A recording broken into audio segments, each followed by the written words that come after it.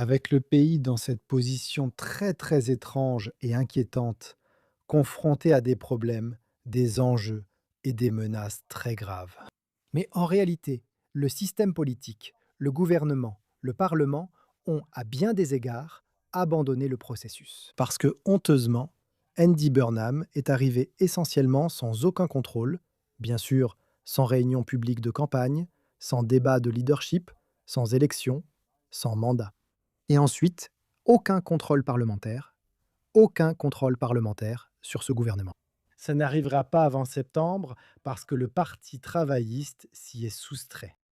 L'ordre du jour pour demain, mercredi 15 juillet, sera désormais un débat général sur l'Iran. Suivi de... Chef, désolé. Tu veux partir maintenant? Je ne montrerai plus ça à ma mère. Tu vas répondre? D'accord. D'accord, pardon, s'il te plaît, speaker. Suivi d'une motion visant à approuver un texte réglementaire relatif à la sécurité nationale. L'ordre du jour pour le reste de la semaine reste inchangé. Le jeudi 16 juillet, il s'agit du débat de fin de session d'été, Sir David Amess.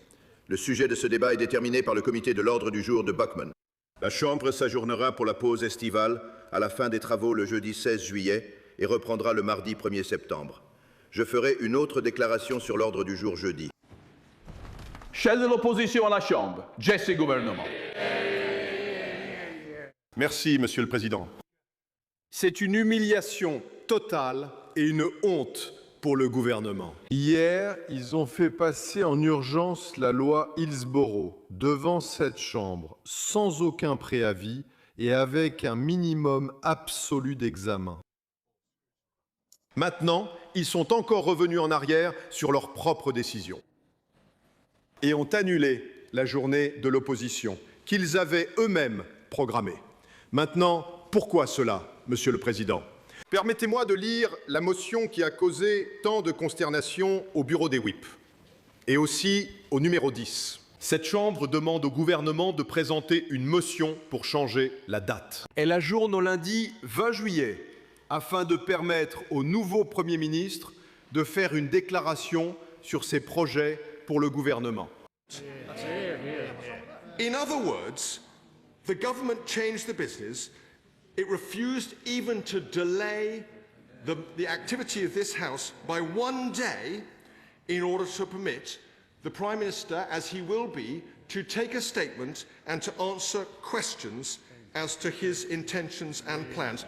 Et la raison pour laquelle c'est si inquiétant, c'est que si vous regardez ce qui se passe actuellement dans ce pays, il est absolument insensé que tout cela ait été permis de se produire de cette manière. Maintenant, en ce qui concerne le soutien public au Parti travailliste, il a certainement un peu augmenté sous Andy Burnham. Vous pouvez voir cependant que seulement 60% de ceux qui ont voté pour le Parti travailliste lors de la dernière élection ont actuellement l'intention de le refaire. Donc oui, cela a augmenté, mais cela reste un chiffre assez bas.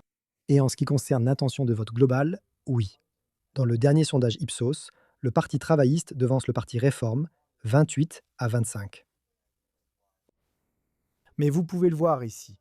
Le premier score d'Andy Burnham en termes de satisfaction auprès du public est en fait inférieur à celui de Keir Starmer au même stade. Et 70% du pays sont insatisfaits du gouvernement. Et pourtant, nous avons un Premier ministre qui parle de pièges liés aux abonnements et ce genre de choses. Je veux dire, on aurait pu penser que ce serait un problème plus important. Le fait que jour après jour, on voit encore des gens autorisés à envahir illégalement l'Angleterre depuis la France. Vous pouvez voir là que 258 personnes sur 4 bateaux ont effectué la traversée le 8 août. Le lendemain, le 9 août. 423 personnes sur 5 bateaux, et d'ailleurs ces 423 n'incluent pas les 230 dont nous avons appris qu'ils sont arrivés ce matin sur un seul bateau. On ne peut pas appeler ça un petit bateau. Il transporte des centaines de personnes, preuve que la situation est totalement hors de contrôle. Et pourtant, où est le gouvernement? On a l'impression que le système a tout simplement été abandonné à cause du moment où le nouveau Premier ministre est arrivé, évitant ainsi un contrôle parlementaire. Mais qui répond à ce qui se passe dans ce pays en ce moment? Il s'agit clairement d'une urgence de sécurité nationale, qui nécessite manifestement une réponse, qui exige manifestement une action urgente maintenant, mais pour laquelle il semble y avoir très peu d'activité gouvernementale, voire aucune. Encore une fois, on a essentiellement le sentiment que tout a simplement été abandonné pour le moment et qu'il faut attendre septembre pour peut-être s'y pencher à nouveau. Nigel Farage a évoqué aujourd'hui cette situation très dangereuse. Plus de 950 migrants ont traversé la Manche ce week-end et plus de 2500 depuis qu'Andy Burnham est devenu Premier ministre, malgré la promesse du Parti travailliste de démanteler les réseaux. Maintenant, votre parti veut envoyer certains criminels migrants au Salvador. Est-ce une politique sérieuse et réalisable ou bien est-ce une réaction à la Trump face à l'effet Burnham et à la baisse de votre parti dans les sondages? Merci. Eh bien, écoutez, je veux dire, vous savez, la Suède. La Suède envoie des prisonniers étrangers au Kosovo. Donc je pense que si la Suède fait cela et applique ce principe, tout comme l'Amérique applique ce principe, j'aurais pensé qu'il y avait une manière très mature d'aborder la question. Je dois dire que je trouve tout simplement le niveau d'inaction, tant de ce gouvernement que du précédent, absolument incroyable. Vous savez, ils sont confrontés à ces énormes problèmes et ils semblent incapables de faire quoi que ce soit pour les résoudre. Et cela nous amène au premier point que vous avez soulevé. Vous savez, un méga canot pneumatique, ce n'est pas vraiment un canot, n'est-ce pas? Un bateau transportant 230 personnes a été amené dans le port de Douvres à 2h30 ce matin. C'est un record et nous nous rapprochons rapidement d'une situation comme en Méditerranée. Bientôt, il y aura des milliers de personnes qui viendront chaque jour. Tu ne peux pas démanteler les gangs, c'est impossible. Tu sais, moi je peux. On peut attraper un chef de gang. On peut leur donner 20 ans de prison et retrouver les millions d'euros, peu importe. Les gains sont tellement importants. Quelqu'un d'autre surgit, prêt à le faire. On a même maintenant des canots pneumatiques qui partent régulièrement de Dieppe en Normandie. Donc maintenant, on a désormais une portion de côte d'environ 210 km de long d'où ces bateaux peuvent partir. Et il n'y a qu'une seule façon d'arrêter cela. Et les conservateurs ont totalement échoué, principalement à cause de la CEDH. Les travaillistes ont totalement échoué. Et nous avons présenté une proposition la semaine dernière. Cela dit, si vous atteignez la ligne des 12 000 dans la Manche, la Royal Navy utilise des bateaux de la Border Force, dont nous avons d'ailleurs 4 grands navires, qui sont utilisés tous les jours. Chaque jour, nous repêchons des personnes dans l'eau, à la ligne des 12 000, puis les emmenons à Douvres. Nous prévoyons de les ramener en France. Si nous faisions cela en quelques semaines, il n'y aurait plus de bateaux de migrants. Et oui, je vais répéter ce point, c'est une urgence, c'est une situation très dangereuse, et je pense que ce n'est pas suffisant. Andy Burnham en a parlé pour la dernière fois. Il a abordé ce sujet plus tôt ce mois-ci. Le Premier ministre, qui est arrivé sans avoir à expliquer comment il va réellement arrêter tout cela. Regardez ceci et dites-moi ce que vous en pensez dans les commentaires ci-dessous. Le nombre de traversées a diminué de 50 cette année par rapport à la même période en 2025.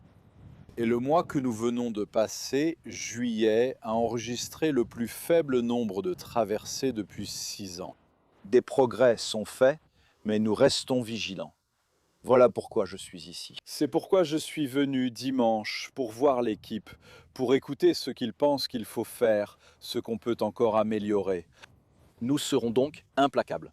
Les gens veulent que ce problème soit résolu. Je l'ai entendu en faisant du porte-à-porte à Makerfield. Nous devons aussi instaurer un système offrant des voies sûres et légales afin de retirer l'argument des gangs. À tous les niveaux, nous devons agir sur ce problème. Il faut surtout renforcer la répression, d'où le doublement des agents grâce à l'Agence nationale de lutte contre la criminalité. Du côté britannique de la Manche, et les agents spécialisés français sont désormais également doublés en nombre. Ils travaillent sur les plages là-bas, donc les activités s'intensifient cet été. Les résultats sont là, mais il reste beaucoup à faire. Vous avez mentionné les voies sûres et légales. Voulez-vous changer le ton de ce débat ? Nous devons traiter le problème plutôt que de politiser ce problème. Il faut simplement l'affronter de front, le prendre en main et ensuite apporter les changements qui rassureront le public. Le public n'aime pas cette idée. La frontière donne l'impression de ne pas être contrôlée. Nous devons rétablir ce contrôle Mais nous devons aussi offrir un soutien à ceux qui en ont vraiment besoin. Il s'agit de changer complètement d'approche et petit à petit, nous mettons en place les bases d'une approche très différente de ce problème. Ça fonctionne, mais il reste encore du travail à faire.